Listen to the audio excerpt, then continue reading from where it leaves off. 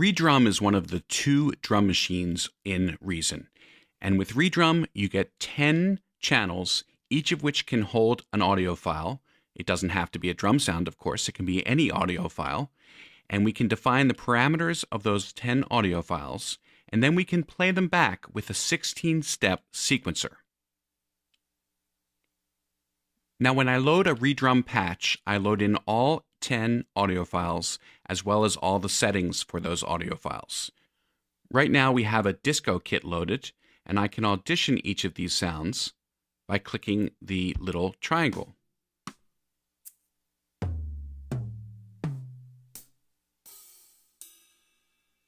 I can change any one of the channels by clicking on the folder within that channel, and I get my browser to find audio files. Now, in the factory sound banks, I can choose from Redrum kits, or I can choose exclusive drums sorted, find exactly the type of drum I want to load, audition them right here in the browser, and bring them in. And now I have a new snare on channel 2. Now we can customize the settings of each one of these audio files. We can start with panning. We can set the level for the sound, the length of the sound, the pitch of the sound. We can brighten up the sound with the tone control, and even determine how velocity affects the sound. Watch when I turn this up. Brightens up the sound a lot, and this actually dulls the sound. Now up top I have S1 and S2 controls, and these are wired to effects. Now typically they are wired to the mixer's aux effects. That's by default when you auto route a Redrum to the mixer. And that means that if I have effects on my mixer, I can send different amounts of each channel to those effects. So I have a reverb on aux 1 and a delay on aux 2.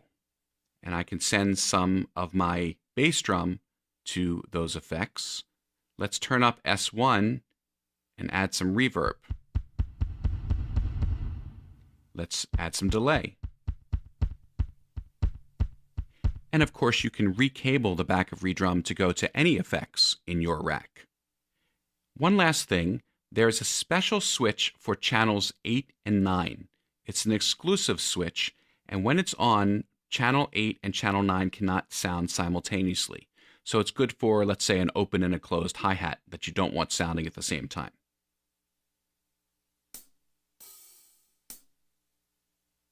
Now, once you've set up all your sounds, you can then define your pattern.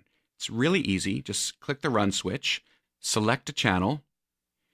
You can have up to 64 steps in your sequence. We'll stick with 16.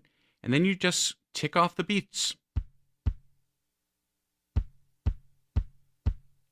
I can change how hard I hit the key.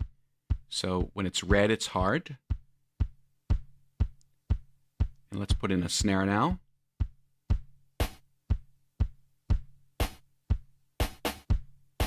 And I can add a little flam or a little roll to one of my beats, and that dials in the amount of flam. Okay, we'll add in some hi-hats now.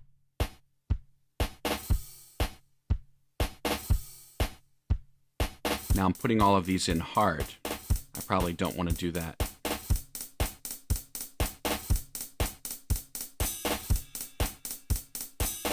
Let's go back to our hi-hats and change some of those. Maybe we'll make the first step hard and maybe the third beat, number 9.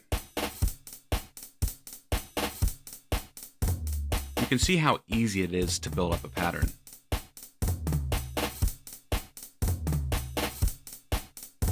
All right, so we have pattern A1 defined, but we can have 32 different patterns. And we've seen in past videos how we can switch those patterns from our sequencer.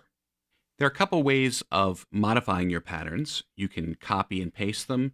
You can shift them left and right. You can shift a single drum left and right, or the entire pattern. And you can randomize your pattern, have Reason generate patterns randomly. Let's copy A1, and we'll choose A2 and paste it. And for pattern A2, we'll take out the bass drum. All right, so let me play this. This is pattern A2. And now we'll switch to A1. You can use the keyboard or sequencer to control Redrum. For example, you can mute channels using C2 to E3 and solo them using C4 to E5.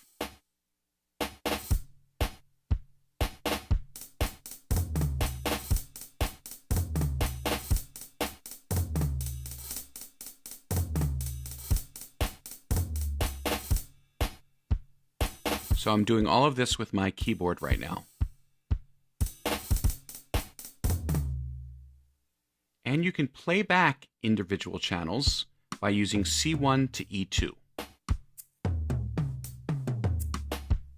If you want to play back patterns, you must have Enable Pattern section checked.